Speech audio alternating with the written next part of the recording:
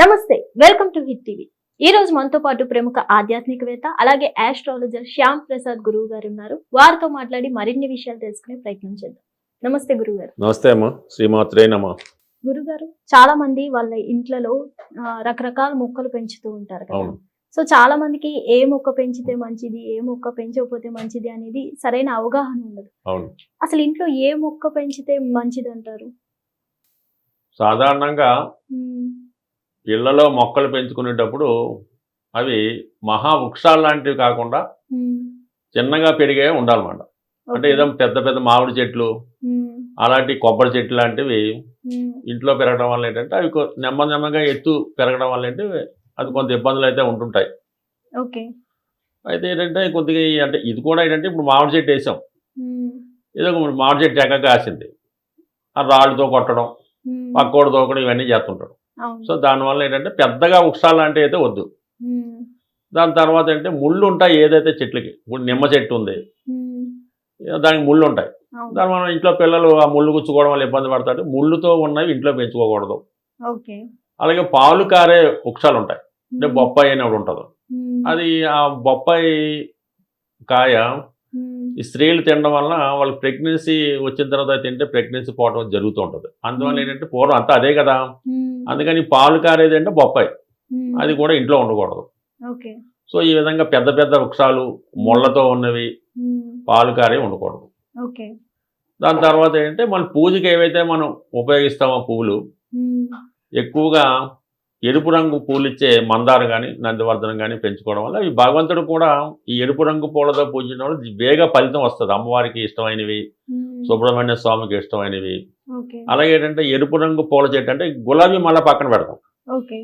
ఈ మందారంలో చాలా రకాలు ఉంటాయి. ఎరుపు రంగుతో ఉన్నాయి పెంచడం వల్ల ఏంటంటే ఇంట్లో ఉన్నటువంటి ఆగ్నేయ వాస్తు దోషం పోతుంది, ఇంట్లో శుభంగాను ఉంటుంది, అది బ్రహ్మాండంగా పెంచుకోవచ్చు. అలాగే ఈ పువ్వులు పూజకి పనికొచ్చే పువ్వులన్నీ కూడా పెంచుకోవచ్చు. శంపంగి అని ఒకటి ఉంటుంది, దానివల్ల ఏంటంటే పాములు వచ్చే అవకాశం ఉంటుంది. అందువల్ల ఏంటంటే ఇంట్లో శంపంగి అంటే మనకి 1 కిలోమీటర్ అంటే ఒక పర్లాంగ దూరం ఆ స్మెల్ వచ్చేస్తుంటుంది. అందువల్ల అంటే అటువంటి పాములు వచ్చి ఇలాంటివి కూడా ఇంట్లో పెంచుకోవడం ఏం చెప్పగలం. అందువల్ల అటువంటివి పెంచుకోకూడదు. దాని తర్వాత ఏంటంటే మామూలుగా కంపల్సరీగా పెంచమని తులసి అన్నది ఏంటంటే కంపల్సరీగా దైవాన్ని ఇచ్చేది, అది ఔషధ గుణాలతో కూడుకున్నది. రోజు ఒక తులసి ఆకు తినడం వల్ల దగ్గు పోతుంది, గొంతు బాగుంటుంది, సమస్త రొంప తగ్గిపోతుంది, కొన్ని జ్వరాలు కూడా తగ్గిపోతాయి. అందుకని అంతే దైవంగా పెట్టారు కాబట్టి తులసి అన్నది కంపల్సరీగా ఉండాలి. అది తోటలో పెరట్లో ఉండొచ్చు, మామూలు కుండీలో కూడా పూజ వస్తువుగా వాడచ్చు. అంటే 2 రకాలు ఉన్నాయి. పూజగా ఉపయోగించుకునే తులసి చెట్టు ఆకులు అస్తమానం తెంపకూడదు, కేవలం అది పూజకు మాత్రమే ఉపయోగించాలి. అది ఎండిపోయేదాకా అలా ఉంచాలి, ఎండిపోయాక అది హోమంలో వేస్తాం. ఆ ఆకులు తెంచి తినకూడదు మనం. దానికి మళ్ళీ పెరట్లో వేరే తులసి చెట్లు పెంచుకొని అది తులసి పూజకు ఉపయోగించుకోవచ్చు, పత్రిక ఉపయోగించుకోవచ్చు, అది పర్ఫెక్ట్ అన్నమాట. అది తులసి చెట్టుకి ఈ విధంగా చేసుకోవాలి. అంటే ప్రతిదానికి నియమం ఉంటుంది, ఎప్పుడు పడితే అప్పుడు తెంపకూడదు. అలాగే ఈ మధ్యకాలంలో మారేడు అనేది శివస్వరూపం. ఈ మారేడు చెట్టుకి ఉన్నటువంటి ఒక్క మారేడు ఆకుతో మీరు ఈ శివరాత్రి రోజు కానీ శివరాత్రి ఇప్పుడన్నా ఒక్క దళం శివుడికి ఇచ్చినా ఉపయోగపడుతుంది. ఈ మారేడాకు ఎన్ని రోజులైనా పూజకు ఉపయోగించవచ్చు. ఏదో ఎక్కడ మన ఊరు వెళ్ళాం, అక్కడ మారేడు చెట్టు ఉంది, ఒక 100 ఆకులు తెచ్చుకున్నాం, అవి మీరు ఎన్నాళ్ళైనా ఉపయోగించుకోవచ్చు. తర్వాత మారేడు దళం ఒకసారి పూజ చేసి తర్వాత మళ్ళీ ఉపయోగించకూడదుగా ఉండదు, మారేడు మళ్ళీ ఉపయోగించుకోవచ్చు అన్నమాట. అందుకని మారేడు కంపల్సరీగా పెంచుకోవాలి. చాలా గొప్ప రెమెడీ ఏంటంటే అమ్మా, శివుడికి పూజ చేయనటువంటి మారేడు ఆకు అంటే 3 దళాలతో ఉన్న మారేడు ఆకు మన పర్సులో కానీ మనీ పర్సులో కానీ క్యాష్ బీరోలో పెట్టుకుంటే ఇంకా డబ్బు అన్నది తరిగిపోవడం ఉండదు. అందువల్ల మారేడు చెట్టు కూడా ఇంట్లో బ్రహ్మాండంగా పెంచుకోవచ్చు. ఇంట్లో ఎటువంటి హెల్త్ ప్రాబ్లం వచ్చినా సాల్వ్ చేస్తుంటాం. దాని తర్వాత ఏంటంటే ఉసిరి చెట్టు కూడా బ్రహ్మాండంగా పెంచుకోవచ్చు. అందుకని కార్తీక మాసంలో ఉసిరి చెట్టు కింద భోజనం చేస్తాం కదా, ఉసిరి కూడా బ్రహ్మాండంగా పెంచుకోవచ్చు. పూజ చేసి తెచ్చుకున్న మారేడాకున గురువు గారు, పూజ చేసిందే, పూజ చేస్తేనే దానికి పవిత్రత పెరుగుతూ ఉంటుంది. అందువల్ల ఏంటి అది పెట్టుకుంటే మంచిది. దాని తర్వాత ఇప్పుడు అది కాక్టస్ అని రంగు గిల్లా ఉండి ముళ్ళతో ఉంటుంది, అది అస్సలు మెత్తకూడదు, దానివల్ల చాలా ఇబ్బంది అది ఉంటుంది. అది పూలు కూడా పూయదు కదమ్మా, అంటే ఏదైతే పువ్వులు పూయదో అది పెంచకూడదు. అంటే ఒక స్త్రీకి ఫలితం ఏంటంటే ఆమెకి సంతానం కలిగినప్పుడు ఒక చెట్టుకి ఏంటంటే ఒక కాయ కాసినప్పుడు, ఒక పూల మొక్క అంటే పువ్వులు పూస్తేనే అది మొక్క, అది మనకి లక్ష్మీప్రదం అవుతూ ఉంటుంది. ఈ క్రోటన్స్లో ఇంకా సాధారణ పెంచకూడదు ఇంట్లో అయితే, అందుకని పువ్వులు పూయాలి చెట్టుకి, అది పెంచుకోవాలి. దాని తర్వాత ఈ మధ్యకాలంలో ఈ పెద్ద పెద్ద వృక్షాలని ఏదో బొప్పాయి ఏదని చిన్నగా పెంచుతుంటారు, పెద్ద వృక్షాన్ని చిన్నగా ఏదో తొట్టిలో పెంచుతుంటారు. అది కూడా మనం పెంచకూడదు అన్నమాట. అంటే ఆ ఎదుగుదలకు మనం స్వేచ్ఛ ఇవ్వాలి తప్ప పెద్ద పెద్ద వృక్షాలని చిన్నగా పెంచడం అనేది కూడా అలాంటివి కూడా పెట్టుకోకూడదు. ఏదో పేరు చెప్తుంటారు, అవి కూడా పెట్టుకోకూడదు. ఏదైనా పువ్వుల చెట్టు పెంచేవి ఈ దైవిక సంబంధించినటువంటి మారేడు, తులసి ఇవి పెంచుకోవాలి. ఏదన్నా ఒక చెట్టు ఇంట్లో పెంచినట్టు మరి మన ఇంటిని దాటి వెళ్ళకూడదు. మన ఇల్లు ఎంత ఉంటుందో 15 అడుగులు ఎత్తుంది అనుకో, దాన్ని మించి పెరగకూడదు అన్నమాట. ఆ పెరగడంలో పునాది గట్ట అంతా పాడవడం, కోతులు రకరకాలు అన్నీ ఒకదానికి లింక్ అయి ఉంటాయి. కాబట్టి ఈ విధంగా పువ్వులు ఇచ్చేవి, ఫలాలు ఇచ్చి పెంచుకోవాలి. ఇందా చెప్పి నివారించుకోవాలి. అలాగే గురువు గారు కొంతమంది కరేపాకు మొక్కలు, అలాగే మనీ ప్లాంట్ పెంచుతూ ఉంటారు, పెంచుకోవచ్చు. తమలపాకు పెంచుకోవచ్చు, పూజకు ఉపయోగిస్తారు. కరివేపాకు బ్రహ్మాండంగా పెంచుకుంటారు. బ్రహ్మాండ ఔషధ గుణాలు ఉంటాయి కరివేపాకులో. ఎటువంటి షుగర్ కానీ అన్నీ వెళ్ళిపోతుంటాయి. ఇంకా కొత్తిమీర కూడా వేసుకోవచ్చు, కూరగాయలు కూడా పెంచుకోవచ్చు, అది నష్టమే లేదు. ఎటు వచ్చి ఈ ముళ్ళు పిల్లలు గుచ్చుకుంటే ముళ్ళు ఉన్నాయి పెంచుకోకూడదు తప్ప, ఇవైనా స్థలం ఉంటే అన్ని పెంచుకోవచ్చు. పెంచుకోకూడదు అనేది అంటే ఇది వచ్చి ఇలాంటి కొన్ని పాములు వచ్చే సంపంగి పెంచుకోకూడదు. ఈ ఫలాలు కానీ ఉరికే అందాన్ని పెంచుకొని అది ఏదో ఫ్రూట్ ఇవ్వాలా, ఇచ్చినప్పుడే చెట్టు అందం, ఆ చెట్టు లక్ష్మీప్రదం అవుతూ ఉంటుంది. అలా పెంచుకోవాలా. ఈ ముళ్ళు వచ్చేవి కాక్టస్ ఇలాంటి బ్రహ్మచెవులు లాంటి అవి పెంచుకోకూడదు. అవి సాధారణంగా ఎక్కడో అడవిలో గట్ట ఉంటుంది తప్ప పెంచుకోకూడదు. అది పెంచుకోవాలి, అది విషయం. గురుగారు కొంతమంది కలబంద అలాగే మనీ ప్లాంట్ పెంచుతుంటారు, అచ్చు రాలేదు మాకు అని అంటారు. అది ఒట్టు మాట.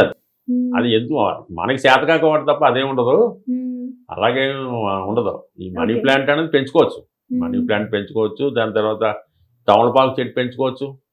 అంటే కొంతమందికి ఏంటంటే ఎప్పుడు ఏదో జరుగుతుంది, అది మనసులో పెట్టుకొని, ఇప్పుడు అరటి చెట్టు ఉందనుకోండి, చాలా మందికి అది పెంచుకోరు. అరటి చెట్టు కానీ అరటి చెట్టు కూడా పెంచుకోవచ్చు చక్కగా. అంటే అది ఏదో కొద్దిగా అరటి చెట్టు గెలసిన తర్వాత నరికేయడం అంటే ఏదంటే ఇంట్లో మంచిది కాదని అది కొంతమంది సెంటిమెంట్. అవి కొన్ని సెంటిమెంట్తో కూడుకొని ఉంటాయండి, అంతే తప్ప అది ఏమి ఉండదు. అక్కడ కొన్నాట్లకైతే తప్పదు, అందువల్ల అలా ఉండాలి. ఇది కంపల్సరీగా ఎంచుకోవాలా.